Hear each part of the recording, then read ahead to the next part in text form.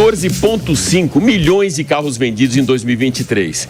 Esse foi o choque que o setor de seminovos e usados deu no mercado automotivo. Então, para isso, nós estamos hoje ligando na tomada. A gente tem o privilégio de ligar na tomada aqui na Jovem Pan o presidente da Fenalto, que é a organização, que é a entidade que cuida de seminovos e usados. E nós estamos aqui então com Enilson Salles, que já esteve com a gente aqui na Jovem Pan, mas é a primeira vez que a gente liga o Enilson na tomada. Tudo bem, Enilson? Olá, Alex, muito obrigado pelo convite, né? É um prazer estar aqui com vocês mais uma vez.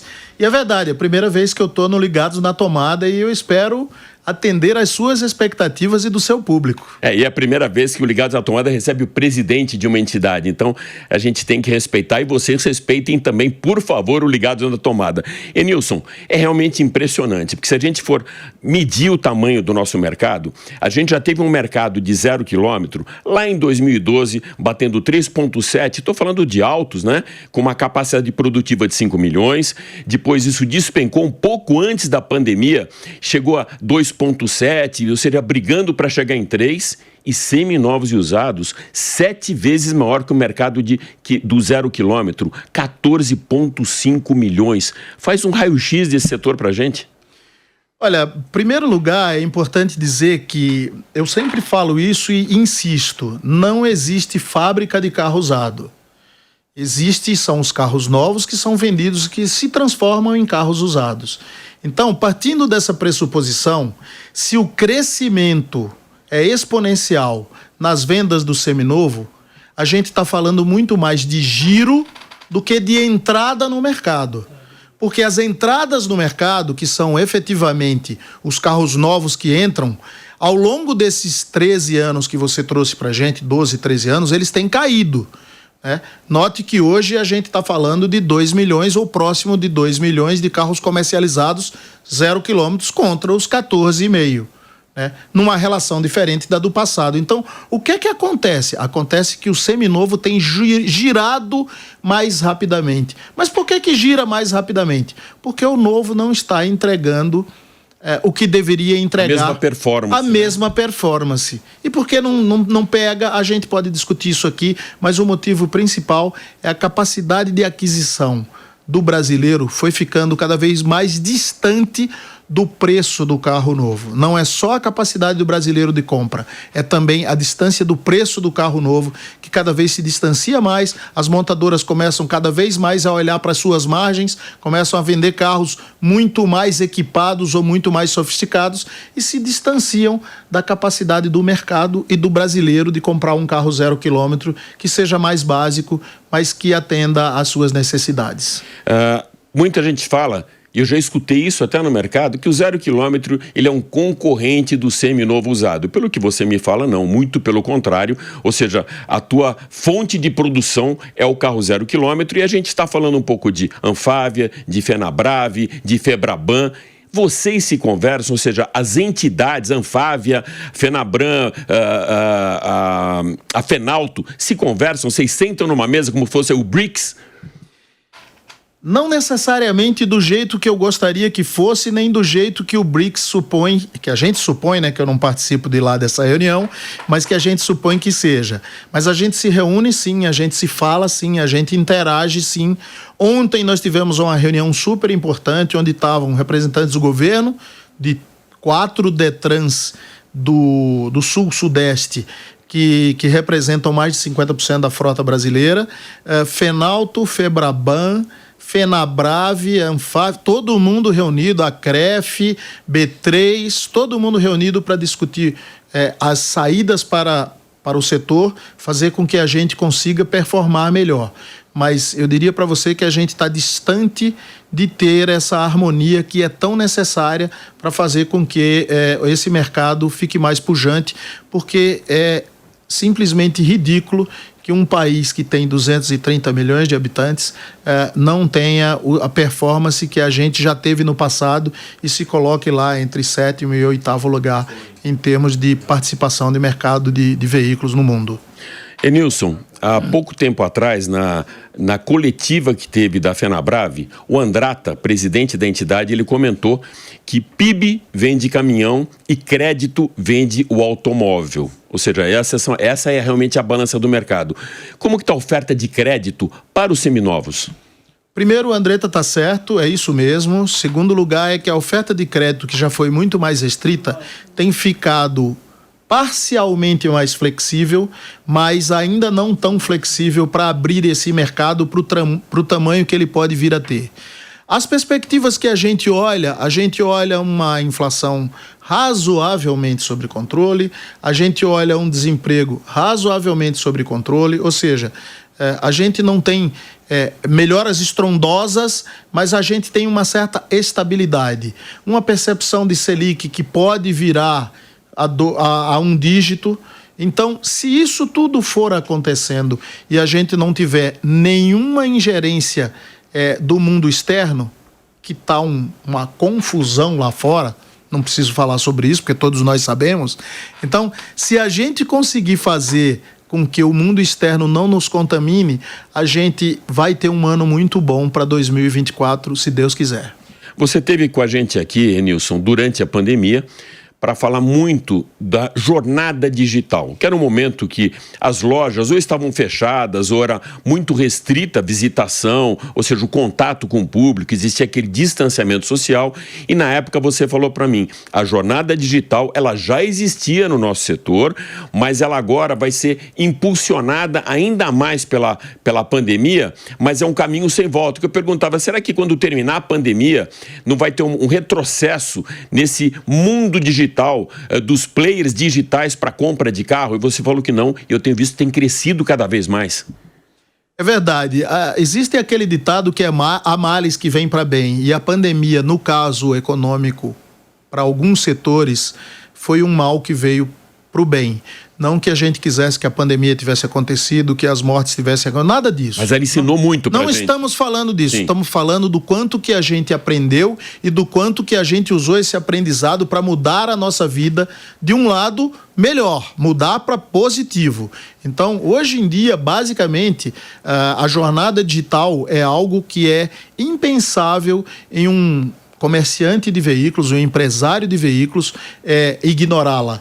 Então, mais de 90%, para dizer mais de 95% das vendas hoje em dia, elas são feitas porque elas se originaram numa pesquisa anterior e o aprofundamento dessa pesquisa, às vezes, chega até a negociação. A efetiva liquidação da venda, ela vem presencial. Mas todo o processo, ele usou essa jornada digital para fazer com que o cliente se aproximasse da compra até efetivá-la. Então, é muito importante dizer que esse mercado se transformou efetivamente. E eu diria para você que se transformou o mercado de varejo como um todo no Brasil e não especificamente o mercado de veículos. Você fala de transformação, a gente tem falado muito aqui na Jovem Pan e valorizado muito também esse processo de eletrificação, que embora o número ainda seja um número crítico muito baixo, né? A gente está falando do ano passado, por exemplo, de 14 mil veículos, o que eu queria saber, isso estamos falando de 0 quilômetros, como você enxerga, colocando aí uma grande angular para o mercado de eletrificados, do seminovo e usado? Então, no caso de veículos seminovo, foram comercializados 37 mil veículos seminovos, né? Versus 14 milhões de veículos seminovos comercializados. Está uma distância monumental. É algo que, apesar disso tudo, é interessante, porque o crescimento sobre 2022 foi de 79,3%, ou seja, foi quase 80% de crescimento. Maior que 2022. Maior que 2021 contra 2022, então 23 contra 22 foi maior. Vem numa progressão geométrica, né, numa progressão com a curva inclinada bem para cima. Mas o que acontece é que, na realidade, a gente tem ainda que encarar vários desafios no mercado de eletrificados em geral, né? E esses desafios nos nos desafiam o dia inteiro, que são os desafios já conhecidos do mercado de eletrificados, que é o tempo da bateria, que é o limite que você tem de usar o carro, até onde você vai, né? Qual a distância que você pode percorrer. A gente vive num país que a gente tem grandes distâncias a serem percorridas, então os países, eu costumo dizer que países como Brasil, Estados Unidos, Índia, China, Rússia, que são países de dimensão, Canadá, são países de dimensão continental, o tempo de percurso e a distância percorrida desfavorece nesse instante os elétricos e eletrificados, porque na realidade você tem que parar para fazer algum abastecimento numa dessas suas jornadas que você vai fazer, seja para ir para a praia no litoral norte de São Paulo, que é maravilhoso, seja um carioca querendo sair para ir para a região dos lagos ou para a serra, seja enfim, a gente tem desafios a serem percorridos em distância e em tempo. E isso daí precisa ser equacionado pela indústria. A outra coisa que é importante a gente falar, que é um outro desafio dos elétricos e eletrificados, que eu não queria entrar nesse detalhe ainda, porque senão a gente passa a vida inteira para discutir o que é híbrido plug-in e tal. Eletrificados em geral. Eletrificados em geral. A gente tem um outro desafio que é pontos de abastecimento. A gente tem pouquíssimos pontos de abastecimento. O escritório da Fenalto funciona aqui na Marquês de São Vicente, tem 2 pontos de elétrico e eletrificado, que sempre que eu chego tem 2 carros já lá plugados. São 400 e poucas lojas, ou seja, salas, tá certo? Nós ocupamos 3, mas são 400 e poucas lojas. Eu imagino que se em 400 a gente... Se tiver 10% desse... São 40 e tem 2 pontos de você plugar. E são 4 horas no mínimo para você recarregar a bateria, porque é assim que né, no momento atual. Então você imagina, às vezes você vai num supermercado ou num shopping center, que também são pontos de abastecimento, e você não encontra. Então, eu acho que a gente tem vários desafios. Então, o ponto de abastecimento é um desafio. Eu tenho um carro híbrido, mas o cara que tem o carro elétrico, puramente elétrico, ainda hoje, sem querer, pelo amor de Deus, eu sou a favor do carro elétrico, tanto é que eu tenho um carro híbrido. Mas o cara sofre, porque ele pode chegar em algum lugar, não ter como reabastecer para voltar e ter que esperar que alguém desocupe uma vaga para ele plugar e esperar 2 a 4 horas para poder sair do lugar. Então, exatamente. É um desafio muito grande. E você está falando uma coisa que esbarra também na civilidade. Eu já presenciei situações de um carro completamente carregado e esse cara não tira da vaga para colocar numa outra vaga e disponibilizar aquela para quem precisa fazer o recarregamento. Eu queria fazer um exercício com você aqui, Enilson, que é da compra, literalmente da compra. Esse cara que, por exemplo, a gente viu que o seminovo mais vendido, mais comercializado, foi o Corolla Cross. Esse cara, de repente, por algum motivo, ele quer trocar esse carro por um carro a combustão. Ele vai numa loja, quando a gente vai numa loja, normalmente a melhor oferta que você tem para você é você fazer a troca, você levar um carro e trocar por um outro. Você tem uma barganha de negociação boa e muitas vezes você não tem condição de sair vendendo o carro no mercado para depois comprar outro. Então é sempre mais tranquilo. Essa loja, que ela não é especialista em elétricos, ela já está preparada para receber o elétrico na troca? Antes disso daí, eu vou te falar uma coisa. A compra e venda entre particulares, hoje em dia, no Brasil, é um risco monumental. O adjetivo é monumental. Segurança, né? Insegurança, aonde que você vai trocar, como é que vai ser, se o cara vai comprar o teu carro, vai te pagar em dinheiro ou não. Isso é sinceramente, isso é um problema no Brasil a ser resolvido gigantesco. Existem algumas propostas, mas até agora eu não vejo uma segurança completa para que isso seja feito. Então, o negócio sendo feito dentro de uma loja, que já é um negócio muito mais seguro, né, esbarra no segundo ponto, que é as lojas ainda não estão completamente absorvidas da tecnologia para terem uma ideia de precificação do carro elétrico ou do carro híbrido que vai ser colocado à venda, à troca, ou até, sei lá, uma troca com troco que o cara entrega, pega um carro mais baratinho, enfim. Elas não estão preparadas ainda. Algumas sim, mas a grande maioria não. E esse é um outro desafio que a gente enfrenta e que o comprador do carro elétrico encontra, que é quando ele e acredite se quiser, já existe o mercado de seminovos elétricos funcionando. Eu surpreendi o presidente de uma dessas empresas dizendo, olha, você sabe que esse mês 700 veículos seus foram comercializados no mundo de seminovos? Ele falou, nossa, não sabia. Eu falei, pois é, eu tenho esses números, posso te passar? E começa a prestar atenção, porque o cara que está passando esse carro para um segundo, tá? Esse segundo ele tem que ter uma experiência tão boa quanto o primeiro, né? Então, se você é um cara especialista e é uma montadora, né, chinesa que está aqui no Brasil e que presta atenção nisso, porque a experiência tem que ser boa, senão o cara vai sair falando mal. E se o cara sair falando mal, ele vai influenciar muita gente. Então eu diria para você que a gente tem muitos aprendizados ainda no mundo dos eletrificados. Eu quero fazer uma pergunta para você agora, que seria mais ou menos como eu pedi para o Lewis Hamilton trocar o pneu de um carro. Ou seja, é overrated perguntar para você, mas com certeza a sua resposta vai ser muito confiável para todos, até como serviço. Qual a melhor maneira desse cidadão comum, até que tenha pouco conhecimento de mecânica ou de atributos de venda, comprar o carro seminovo? Porque você chegou a comentar aqui na Jovem Pan a importância, por exemplo, de um laudo cautelar, que através de uma organização ou uma entidade também, ou uma empresa, você tem toda aquela auditoria, que é uma perfeita auditoria para o carro, para na hora de você comprar, saber se aquele carro já foi batido, se aquele carro é confiável, se tem um bom motor, se a documentação tá em cima.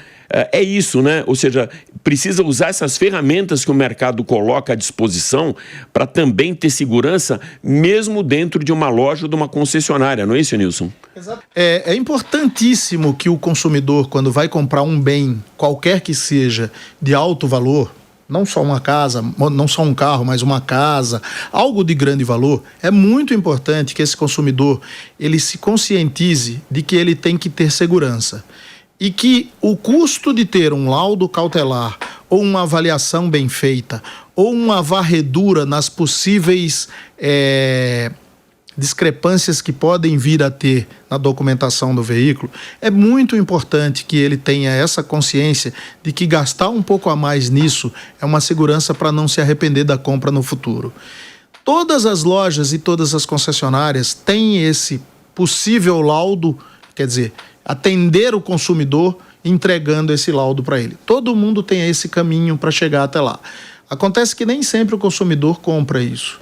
E às vezes o consumidor está querendo fazer uma economia de um valor de um laudo, que eu não quero entrar nessa discussão, porque existem laudos e laudos, existem laudos mais profundos que dão informações mecânicas, elétricas, e tem outros que só olham funilaria e pintura, e tem outros que só olham a documentação do veículo. Mas quanto mais completo, eu acho que é mais importante para dar segurança para o consumidor. Eu recomendaria, e eu uso o laudo cautelar nas aquisições ou trocas de veículos que eu faço, porque eu acho que é muito mais legal você gastar um pouco mais do que se arrepender do negócio feito e aí não tem mais volta. É a própria história do seguro, né? Você pode até nem precisar, o carro pode estar tudo dentro dos conformes, como dizem, né? Ou seja, ter feito todas as revisões, não ter tido nenhuma batida, mas inclusive eu já ouvi do mercado que você vender também um carro com o laudo cautelar, ele valoriza o teu bem, né? Sim, ele mesmo valoriza. Na hora da venda, né? Sim, ele valoriza. Tem um outro ponto que é importante falar para vocês, que cada vez mais as lojas estão oferecendo mais opções de segurança.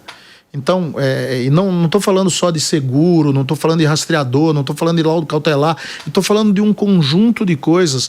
As lojas multimarcas hoje em dia no Brasil, elas amadureceram bastante. Aquele tempo da loja que se chamava, e eu falo sem nenhuma vergonha sobre isso, que se chamava de garagista, picareta, boqueiro, acabou. Hoje o cara é empresário de automóvel, ele compra e vende automóveis com consciência e isso é importante. O mercado mudou, as pessoas não percebem, mas o mercado mudou bastante. Então, em termos de confiabilidade nas lojas, cresceu muito. Mas não custa você obter um laudo do veículo, do produto que você está adquirindo, né?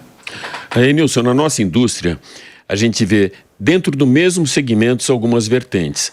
Por exemplo, a gente sabe que a Anfávia cuida de 0 quilômetro, mas ainda não tem um departamento específico para elétricos, como tem uma outra entidade que cuida dos importados. A Fenalto, ela pensa em algum momento, ou tem essa vertente também para cuidar de maneira separada do carro a combustão do eletrificado? Vai existir um braço da Fenalto para falar só de eletrificados, da mesma maneira que a gente vê outras categorias quando tem essa história de importados ou elétricos, porque a Anfávia até está pensando nisso, né? De trazer os chineses, por exemplo, para dentro da entidade. De que maneira que vocês tratam com isso na Fenalto? Então, é muito importante essa tua pergunta e é ótimo porque é a primeira vez que eu tenho a oportunidade de dizer para vocês que a gente tem um consultor, um engenheiro específico que dá cursos aqui no Brasil em concessionárias japonesas, chinesas e americanas. Ele dá curso para os caras sobre veículos elétricos. Esse cara é consultor contratado, tá? Eu posso dizer o nome dele, claro. Chama Alexandre. Ele é contratado, a Alfa é a empresa dele, ele é engenheiro formado e ele nos assessora em todas as dúvidas que qualquer loja de automóvel tenha sobre elétricos e eletrificados. E mais ainda, os nossos relatórios já são separados os relatórios de carros a combustão e de veículos eletrificados, muito embora para a gente dar uma notícia geral, a gente dá uma notícia do mercado como um todo de veículos. Mas a gente já tem tratamento separado, estudos separados. Quando fazemos análise de mercado, fazemos análises separadas e esse consultor nos ajuda bastante em aprofundar, porque ele, na realidade, é um cara especialista nisso. Então agora eu vou jogar para você, como eu falo sempre aqui, o Exor 7 para você, para uma pergunta que eu já tive várias respostas disso. Você tem um especialista em eletrificação já dentro da entidade, dentro da Fenalto, e você tem um conhecimento de mercado há muitos anos, que a gente se conhece, inclusive, do lado financeiro, e um cheiro desse mercado. Como você vê o setor de eletrificados? Porque a gente já passou por algumas fases, da mesma maneira que passou por aquela fase que a gente só falava de autônomo, nível 1, nível 2, nível 3, e já está lá atrás. Teve uma cortina de fumaça em cima, até por conta de legislação, os autônomos ficaram para trás. O eletrificado, ele veio para ficar da mesma maneira que você comentou comigo da jornada digital, ou ele é um voo de galinha? Você até deu um gole d'água, hein? Vou tomar uma água aqui, porque a resposta é... Eu me comprometo com ela. Claro, claro. Então, o que eu quero te dizer é o seguinte. Em primeiro lugar, que tem muita gente e tem muita torcida por conta dos ambientalistas e tal, de que os eletrificados sejam o futuro do mundo e que eles assumam a posição dos veículos a combustão. Não vai acontecer. Não vai acontecer. Isso é uma alternativa. Enquanto nós estivermos aqui, sim, não vai acontecer. Pode ser que aconteça num outro momento. Mas assim, não vai acontecer porque o mundo não consegue comportar a frota mundial que gira hoje. Não existe geração de energia que atenda a toda essa frota que hoje é a grande maioria de combustão em energia para fazer eletrificado. Então, não vai acontecer. Que bom que não vai acontecer, porque a gente vai ter opções. E as opções são... A opção melhor que eu vejo hoje, que é o que eu uso, assim, aquela história, eu só recomendo o que eu posso te garantir que eu já usei. Aquilo que você compra, dizer, né? Que é bom, você só vende ruim. Aquilo que você compra. Então, eu uso um híbrido. Me atende. Ontem eu vim aqui para essa reunião que eu te falei, eu estava aqui em São Paulo, e parei num estacionamento próximo ao Detran de São Paulo, que não tinha onde fazer a recarga, e eu voltei para minha casa no combustível. Então, você tem uma garantia e ter o híbrido é uma garantia. Mas independente disso, o que eu quero te dizer é o seguinte, para alguns lugares do Brasil e de lugares de outros lugares do mundo, ter um carro a combustão é muito mais econômico e muito mais seguro e muito mais viável do que ter um carro elétrico. Vou te dar um exemplo. Você mora numa fazenda e o teu trabalho é um trabalho que está envolvendo toda a parte agrícola. Você vai percorrer distâncias no mato, na fazenda, onde é que você vai abastecer? Então, para o cara que tem uma fazenda, é muito melhor ele ter uma caminhoneta a combustão, só estou dando um exemplo qualquer, do que ter um Fiat 500 claro, eletrificado ou ter um Renault eletrificado. Então, para cada situação, a gente vai ter uma recomendação específica. Nesse caso específico, eu diria que para as grandes cidades, a tendência é que gradualmente os eletrificados comecem a ganhar mais espaço, mas não serão preponderantes, não serão únicos e exclusivos esse mercado de eletrificados. Num futuro, aposto com você, mais de 7 ou 8 anos, não vai ter. O que vai ter é um bom equilíbrio, e aí é ótimo que tenha esse equilíbrio, porque o consumidor tem opções para escolher. Claro. E mesmo os mais ferrenhos ambientalistas hão de reconhecer que em alguns lugares eles não vão conseguir se deslocar num veículo elétrico, né? E a gente vai começar a se confrontar com o que a Europa já se confronta, que é em épocas de inverno rigoroso. Eu estou falando uma experiência vivida. Sim. Eu tenho uma irmã que mora na Alemanha, na Baviera. Inverno rigorosíssimo. Semana passada, -8 num dia normal, de noite chegava a -15. Tá certo? Ela tem racionamento de aquecedor por causa da guerra da Rússia com a Ucrânia. E que a Alemanha tem compromissos a cumprir e não pode usar a energia limpa porque não abastece todo mundo. E a outra opção é a carvão ou a gás ou a óleo, e todas as outras opções fazem com que a Alemanha rompa os compromissos que ela tem com o ambiente. Então o que é que acontece? As pessoas passam frio. E os carros não são prioridades. Claro, prioridades são as pessoas. Então, entre abastecer um carro ou abastecer uma casa com aquecimento para que as pessoas não morram, um hospital ou uma escola, obviamente que vai ser escolhido o hospital, a escola, e o carro vai ficar para trás. Então, é muito bom a gente pensar nessas coisas. Sim. Porque às vezes a gente fica naquela, né? Não, porque a energia é renovável, É importante, sim, nós temos que pensar nisso, sim, mas a gente tem que pensar nos desafios que a gente enfrenta, para que daqui a pouco a gente não fique numa situação de que assim, olha, tem carro elétrico, mas não tem como abastecer o carro elétrico. Faz o quê? Enilson, para finalizar, eu quero levantar um tema com você, que é muito recorrente, principalmente nos últimos anos. A gente viu um esvaziamento de salão do automóvel, de algumas feiras, não só no Brasil como lá fora, mas eu vi também, por outro lado, um aquecimento muito grande e um aumento até de percepção de mercado dos congressos da Fenalto, onde vocês conseguem reunir marcas, bancos diferentes, vários players do mercado, e fazem inclusive um fórum para debater que acaba ajudando a indústria automotiva. A que se deve esse sucesso do Congresso da Fenalto, né? E de que maneira que você usa essa estrutura para fortalecer a venda, que no fundo o que o lojista quer é vender, o resto é poesia, né? Eu já escutei tanta campanha, a gente fez uma campanha, vendeu algum carro? Não. Então é poesia, e poeta morre pobre. Então, de que maneira que você procura impactar o mercado através do Congresso? Poeta morre de fome ou de tuberculose? Também. É antiga a história, mas é assim que se fala, né? Bom, mas enfim, eu diria para você que é com tristeza que eu vejo o Salão do Automóvel não acontecer, e não é com muita alegria. Eu fico muito feliz quando a gente começou no primeiro, há 12 anos, vai fazer 13 anos agora, atrás, que a gente começou num congresso com 300 pessoas. Hoje em dia a gente teve no último congresso 10.500 lojistas, fora as pessoas que trabalhavam lá. Únicos visitantes. Não estou dizendo que se o cara entrou e saiu vale 2, não. Nem se o cara veio num dia, depois veio no outro, conta 2, não. O CPF do cara entrou uma vez, está registrado. Se ele entrou de novo, não está registrado mais. Então, são mais de 10.800 e algumas coisas, 10.851, se eu não me engano, visitantes do Congresso Fenalto. A gente fica muito feliz. A gente acha que hoje é o congresso mais importante do país. Tá? A gente é muito orgulhoso, mas eu defendo com unhas e dentes que o Salão do Automóvel volte, que a Transpo passada volte, que era de caminhões e tal, volte. Fenatrans, que a Fenatrans seja um sucesso, que o Congresso da Fenabrave seja um sucesso, porque não existe uma competição, existe uma convergência.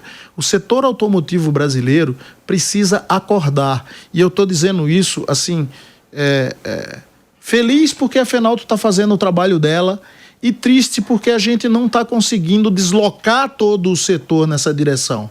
Porque a indústria da gente ainda precisa crescer muito e tem os problemas dela, e que se a gente pudesse fazer mais, a gente com certeza faria. O comércio de 0 quilômetro ainda precisa evoluir bastante. A gente pudesse ajudar e a gente ajuda, a gente ajudaria. Então, não é competição. A gente não está feliz se o Congresso for um sucesso estrondoso, mas o resto do setor automotivo continue minguando, como tem visto nos últimos anos. Lamentavelmente, eu acho que algumas pessoas não vão gostar, mas a indústria automotiva brasileira precisa ser repensada. E precisa ser repensada por muita gente e não só especificamente pelos próprios industriários. O governo precisa olhar um pouco mais, a própria população precisa entender um pouco mais a indústria brasileira. Porque, na realidade, de novo, talvez seja a minha última oportunidade de dizer, não existe veículo usado fabricado. O veículo usado, quer dizer, não existe fábrica de veículo usado. A fábrica de veículo usado está lá na Anfávia. A matriz é 0 quilômetro. Está lá na Anfávia. São eles que fabricam. A gente só comercializa. E quando a gente vê que eles não estão fabricando na potência que eles podem ter, que você mesmo falou, existe um gap aí entre a capacidade produtiva e a produção, a gente olha para o nosso futuro e fala, opa, eu vou me ferrar mais na frente. É isso. Enilson, super obrigado por essa aula de mercado que você deu aqui. Parabéns e sucesso aí para esse mercado de seminovos que todos nós precisamos muito. Não é só a ponta da pirâmide que movimenta o mercado, mas seminovos e usados é 14,5 milhões. É muita coisa e é isso que a gente vê aí pelas ruas. Muito obrigado por estar com a gente aqui na Jovem Pan e no Ligados na Tomada, meu amigo. Eu que te agradeço e vou te confessar uma coisa. A minha esposa, quando eu disse que vinha para cá, ela lá em casa é Jovem Pan o tempo inteiro e ela assiste mais do que eu. Porque eu não tenho tanto tempo, né? Eu vejo e ouço o que ela fala. Então ela vai ficar super feliz de acompanhar esse especial do Ligados na Tomada. Qual é o nome da sua esposa? A Ana. Ana, super obrigado pela sua audiência. Obrigado, amigo. Um abraço. Valeu.